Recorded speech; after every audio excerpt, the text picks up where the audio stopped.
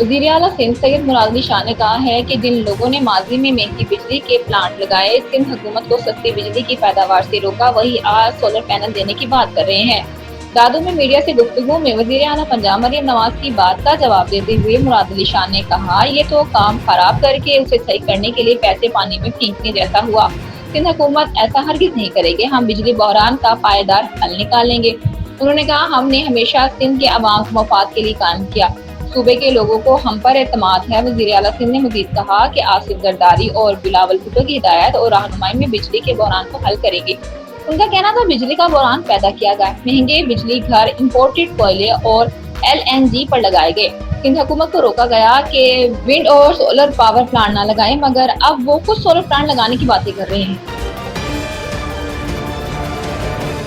वज़ीर-ए-आज़म शहबाज शरीफ ने कहा है कि हक़ाइक़ मस्क न किए जाएं, बिजली बिलों पर सियासत नहीं होनी चाहिए।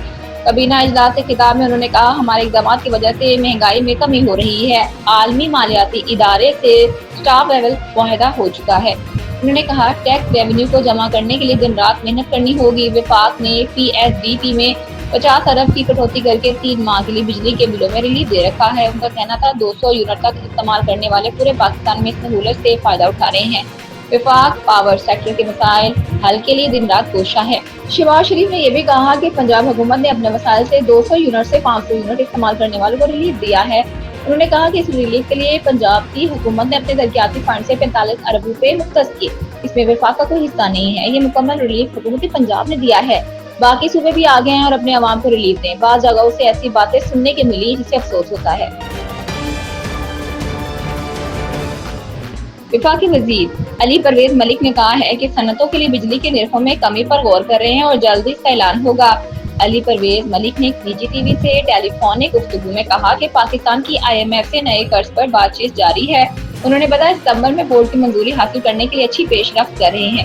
अली परवेज मलिक ने बताया कि हुकूमत इस्लाहात के प्रोग्राम पर ऐसे तरीके से अमल पैरा है। गैर जरूरी अखराजात और बेजात सब्सिडीज का खात्मा इसी का तसलसल है। वफाकी वज़ीर ने मज़ीद कहा, तमाम स्टेक होल्डर्स की मुशावरत से मुआशी फैसले किए जा रहे हैं। कौम का एतमाद ही हमारी ताकत है।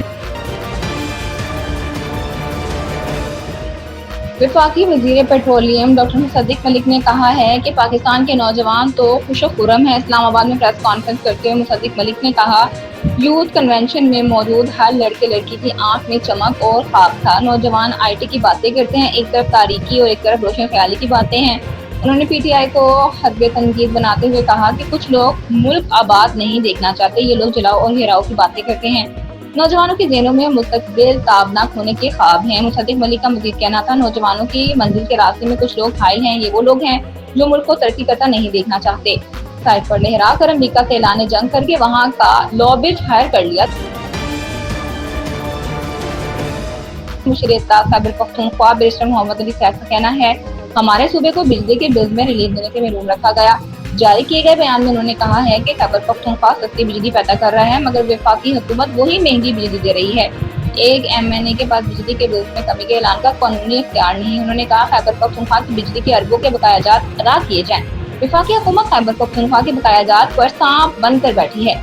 मुशीर-ए-इत्तेहाद ने यह भी कहा कि वफाक ने सिर्फ पंजाब के लिए कौमी खजाना खुला रखा है। बिजली रिलीफ के सबसे ज्यादा हकदार और मुस्तहिक खैबर पख्तूनख्वा के अवाम हैं।